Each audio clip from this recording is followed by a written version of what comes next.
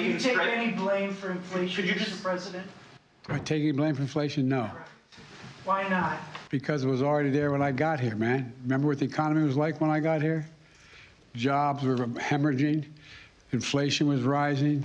We weren't manufacturing a damn thing here. We were in real economic difficulty.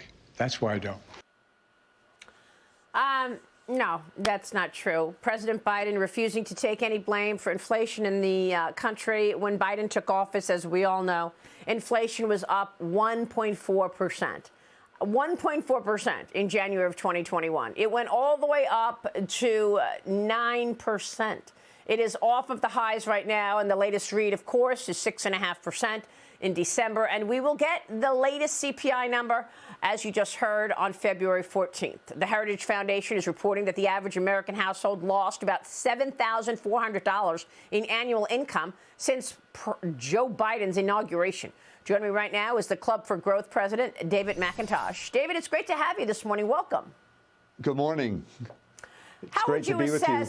Yes. How would you assess the economic backdrop right now? One thing that I've been saying and talking about with lots of guests recently is the fact that I do not see a growth plan here from this administration.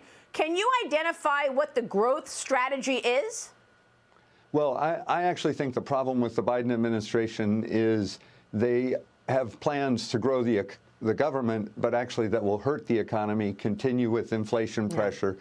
And they ignore the fact that 40% of Americans say they're worse off today than they were when Joe Biden was elected.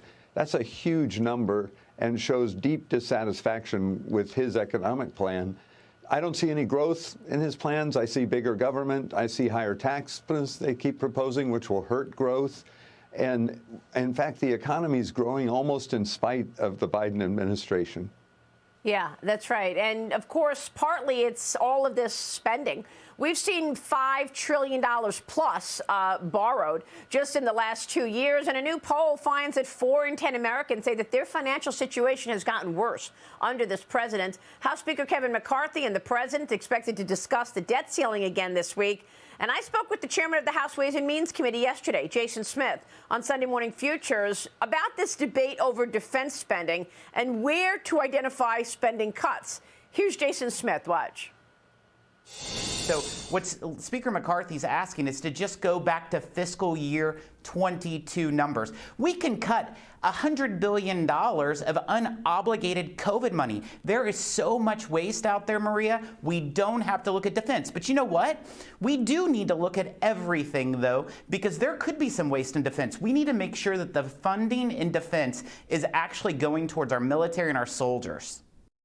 So, David, how do you see this? Where would be the areas to cut back on spending in an environment where we see China rising its provocations, investing in its own military? Should military spending be off the table in terms of spending, and where would you cut?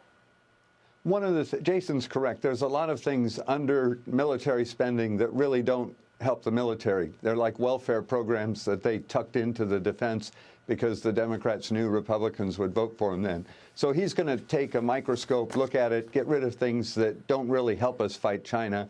And then there's a lot of waste in terms of the old COVID spending that should be eliminated. We don't have a pandemic. And start with a lot of the padding of excess federal government.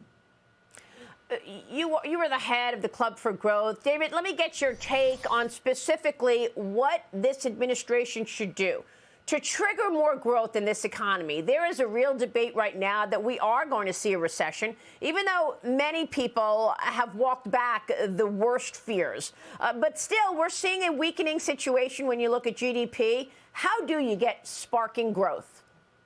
I think there are 3 things that they should do. 1, eliminate the wasteful spending so you don't have inflation pressure. That'll make it easier for the Federal Reserve to start lowering interest rates, which will help grow the economy. 2nd, ease up on the regulations. They've put more regulations in 2 years than President Trump was able to get rid of in 4 years. That hurts business, makes employment difficult, and would stimulate growth if they ease up on the federal heavy hand of regulation. And the 3rd, they should look at some selective tax cuts that would spur growth.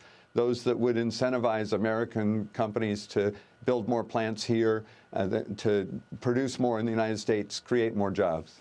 Yeah, these are great ideas, and certainly the regulatory environment, you are spot on, David. Real quick on the State of the Union, what do you anticipate we'll hear from the president? I think you'll see more rose-colored prognosis that everything's fine. He'll tell Americans, don't worry about 6.5% inflation.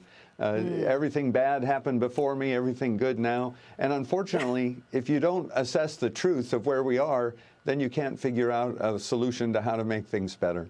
That's right. Great point. David, it's good to see you. Thanks very much. David McIntosh joining us this morning.